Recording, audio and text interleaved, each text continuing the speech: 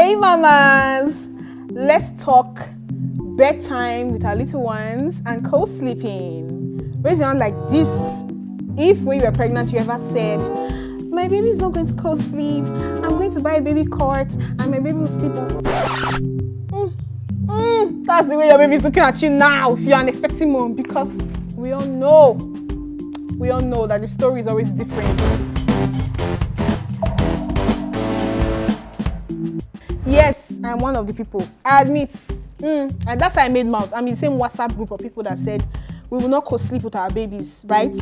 We buy baby cots and all that and all that. My baby was not even up to 3 months old when she took center stage on our adult bed.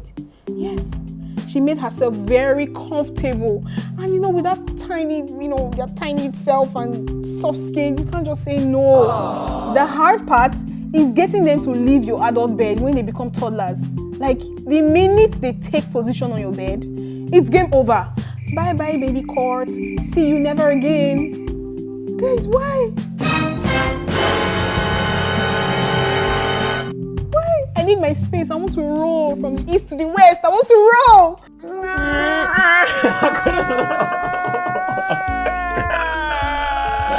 But that's just a luxury, because when you become a new mom, you just always want to hold your baby close to you all the time. So the temptation to co-sleeping will always give in. I'm guilty of that too. Are you? Story time, guys. Which leads me to my next point. It's actually more of a question. I would like to know, is there a book? Are there tips? If there are tips, please share them with me. I want to know. I'm a toddler mom. I'm in need of the tips or the 7 keys and steps to getting your toddler to get out of your adult bed. How do we tell them no? Which leads me to my story. So one day I woke up and I told my husband, baby, when Mira is 2 years old, we have to kick her out of our bed, right? We need our space, our private space, like it used to be. We must make her own toddler bed, okay? My husband was in agreement with me. Women. Fast forward to 2 years and 3 months old. We finally got her our own bed. Beautiful toddler bed, white, pink curtains, rocked the room. Beautiful, gorgeous room with pink butterflies and some details, star details. I mean, come on, who wouldn't love that, right? Then came the unveiling. Brought her to the room like, Mira, here's your new room. She was so happy, guys. She jumped on the bed like, my bed, beautiful bed. And I was like, yeah. Oh, looking at my LB like, tonight, right? We're gonna be alone. Oh, ladies and gentlemen. After all that celebration, you would think she would sleep like they say, like a baby. I guess whoever made that statement never had a baby. Babies don't sleep. They don't sleep like that. So, I don't want to digress. Then it came night time. Okay, I kissed her good night. We say our prayers, tucked her in. Good night, kiss mommy, mwah, good night. And she sleep now.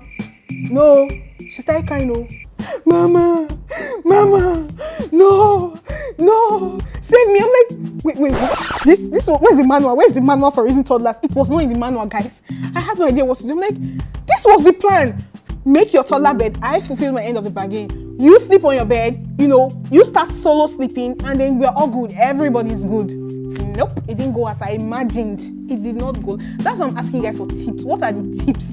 7 keys and tips and steps. Because it didn't work.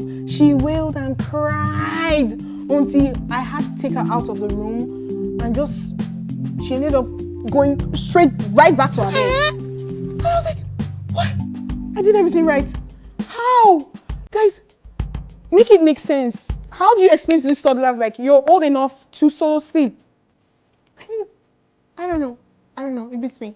Oh well, there you have it, guys. So she's back to her bed. Yep, things are back to the way they were. I really want to know what's the cheat code, guys? Have you figured it out? Let me know. Drop in the comments below. Let me know if you have a cheat code to getting your toddler to solo sleep instead of co-sleeping. And I always wonder, are there dangers to co-sleeping? I've often heard before I had my baby that, it's not so good to co-sleep. Like, in some cases, it has caused sudden infant death syndrome. I know it's quite a scare when I mention it like that. Seems like such huge words, but I've heard that before. And I always wonder, are there dangers to co-sleeping with your baby, your newborn? Like, what are the dangers?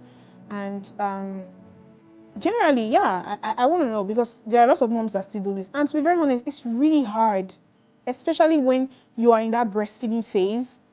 You know, it's very hard to just not co-sleep again, because for us moms, I experience it. You know, when you're sleeping, it's just easier for you to turn and then you breastfeed, right? To go back to bed, turn and breastfeed. Not like when your baby is in the baby cot, even if it's in the same room with you, you know, you have to get up and then position properly. Sometimes it's a hassle. But then I've heard that there are dangers to co-sleeping, you know, babies, of which, like I just mentioned, is sudden infant death syndrome. I've not heard of practical, you know, examples of that happening to anybody that I know of, you know, rolling and lying on your bed. Oh my God, I don't even want to picture that. Oh my God! But I've heard that that's a thing. You know, if you research it, that's a thing. So I feel like in foreign countries, they frown against, you know, co-sleeping. Oh yes, I just remember. Let me share the story. So I have a friend that, you know, gave birth in the UK. And then she was telling me something very fascinating. She said they send midwives or nurses to the home after the mother has been discharged with the baby. They send midwives to their home to check the living condition of, you know, the parents and the baby, to make sure the baby has a baby cot. So it's like a standard rule.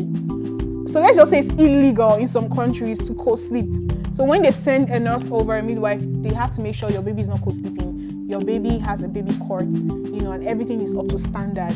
But we're Africans, we're Nigerians, so we do it the Nigerian way. Well, to each his own, to be very honest. I know that even in Nigeria and Africa, there are still some moms that, you know, their babies sleep in the baby cot. And I'm not saying there's anything wrong with that. Absolutely nothing wrong. To each his own. That's what I'm saying. Oh, guys, I want to share this story, right? I remember a mom, a friend of mine. She's a mom of 2 now. So she was telling me a story why she actually started co-sleeping. Because when she had a baby boy, she would always put the baby boy in the baby cot, you know, even in the same room.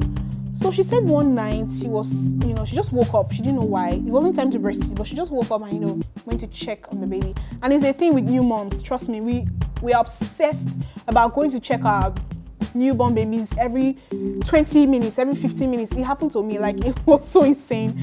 So I think the same thing was happening to her. I want to call it the mother's instinct. That's what pushed her to do that. So she just woke up, you know, to check her baby. And she noticed that he was running temperature, right? He was having a fever, and she got so scared.